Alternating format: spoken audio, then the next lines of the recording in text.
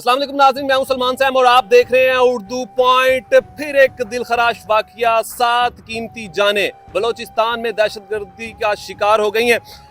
बेदर्दी के साथ उनका कत्ल किया गया। इस वक्त मैं चदर मोड़ जो कि मुल्तान का ये इलाका है, उसके इलाका सदर का इलाका है, बेदर्दी के साथ उनका कत्ल किया गया। अहले इलाका इस वक्त सोगवार है, बड़ी तादाद लोगों की यहाँ पर मौजूद है। जो कोई भी सुनता है वो अफसोस के लिए यहाँ पर पहुँचना शुरू हो चुका है। बड़ी तादाद में इंतजामात भी कर लिए गए, उनकी मैयतें भी मुल्तान पहुँचा दी गई हैं और कुछ देर बाद तमाम मैयतें जो हैं वो अहले इलाका के सपुर्द, उनकी फैमिली के सपुर्द कर दी जाएगी। इस वक्त खालिद के चाचू हमारे साथ मौजूद हैं, उनसे बात करते हैं कि कैसे ये सारा वाकया पेश आया, अब तक क्या इतलात इन्हें बताई गई हैं। अस्सलाम वालेकुम। वालेकुम सलाम जी। सर, कैसे ये वाकया पेश आया और जब आप सबको पता चला तो क्या इस वक्त जज्बात थे कि इतना बड़ा वाकया कि आपके यहाँ के इलाके के 4 लोग जो हैं वो दहशतगर्दी का शिकार हो चुके हैं? ये जी बहुत अफसोसनाक खबर है और रात को 9 और 10 के करीब का ये वाकया हुआ है और 8 बजे हमारे साथ बात की गई मेरे भतीजे ने।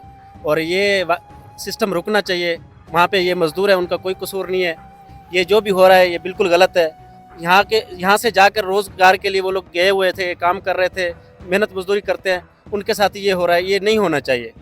काम क्या करते थे खालिद? काम वो मजदूरी करते थे, ये जो कंस्ट्रक्शन बिल्डिंग लगाए। इलाके के 4 जो अफराद जिनको बेदर्दी के साथ कत्ल किया गया, क्योंकि ये सब एक साथ ही काम एक ही कास्ट, इन सब की एक ही कास्ट है और एक ही खानदान से ताल्लुक करते हैं। मतलब एक ही खानदान के 4 अफराद जो है वो अपनी जिंदगी की बाजी हार चुके हैं। बिल्कुल बिल्कुल ऐसे ही है। अब तक क्या इतलात मिली हैं और क्या इंतजामात किए गए हैं? इंतजामात गवर्नमेंट पंजाब से मैं कहना चाहता हूँ कि आपको प्लीज़ इस पे फोकस करना चाहिए, इसको देखना चाहिए कि ऐसा अंदर ना हो, क्योंकि इनका क्या कसूर है।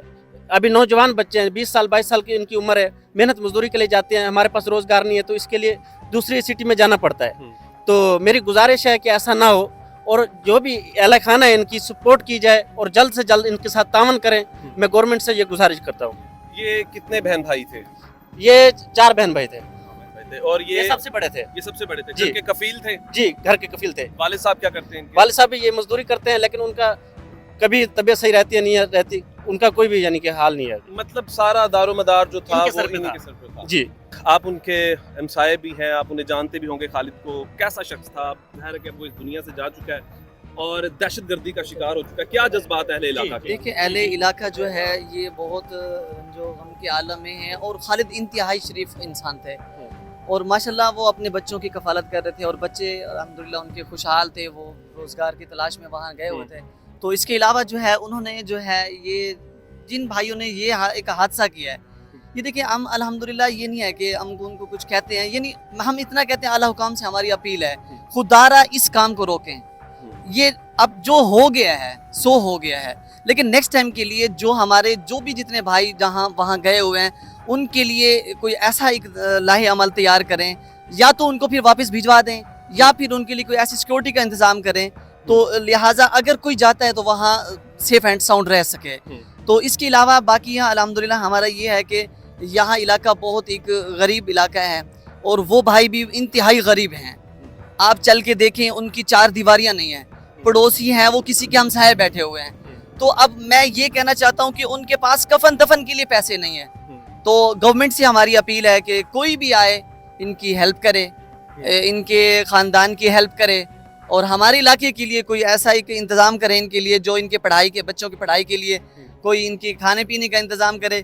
फिर हमारी यही अपील है, पूरा इलाका हमारा सोगवार में है और हम यही कहेंगे कोई भी बंदा आए, गवर्नमेंट की तरफ से आए, गवर्नमेंट आए, मरियम नवाज साहिबा से हमारी अपील है कि वो आएँ और हमारे इन भाइयों की घर की हालत देखें। ये घर आपके सामने है, आप इनकी 4 दीवारी देखें। अगर आप थोड़ी देर बाद में ये दिखाएं तो भाईजान जब बारिशें आती हैं, यकीन माने ये छापर लेके बैठे होते हैं। अब उनके घर के कफील जो थे वो यहाँ से चले गए हैं, तो बताएं उन बच्चों की क्या हालत होगी। लिहाजा हम गुजारिश करते हैं, गवर्नमेंट से अपील है कि वो आएँ और हमारे इन भाइयों की इमदाद करें। लिहाजा जितना हो सके तो हम उम्मीद करते हैं। फैमिली का माँ है, शायद बहन है, क्या हालात है उनके? इस टाइम बहुत ज़्यादा गमो गुस्से की हालत में है या गम की हालत में है कि जिस बीवी का शौहर या जिस भाई बहन का भाई फौत हो गया हो और एक घर के 4 से 5 अफराद गए हैं। 7 टोटल लोग थे। यहाँ से हमारे इस अड्डे के चदर मोड़ के 4 लोग हैं, थोड़ा सा आगे करके एक और बंदा है। थोड़ा सा शुजाबाद के करीब है, ये बिल्कुल एक ही ख़ानदान के लोग हैं। कज़न हैं, चचाजाद हैं, बहनोई हैं, भाई हैं, मामूजाद हैं। इस तरह कर कर आके एक ही ख़ानदान के 7 अफराद जो हैं एक ही टाइम में इनके घर ये हादसा हुआ है। तो इस हालत में बहुत ज़्यादा ये गम की हालत में बैठे हुए हैं। हम सब लोग भी इनके साथ हैं और अल्लाह ताला उनकी मग़फ़िरत फरमाए। जो हमारे भाई यहाँ से शहीद हो गए हैं, अल्लाह ताला उन पे रहमतें फरमाए।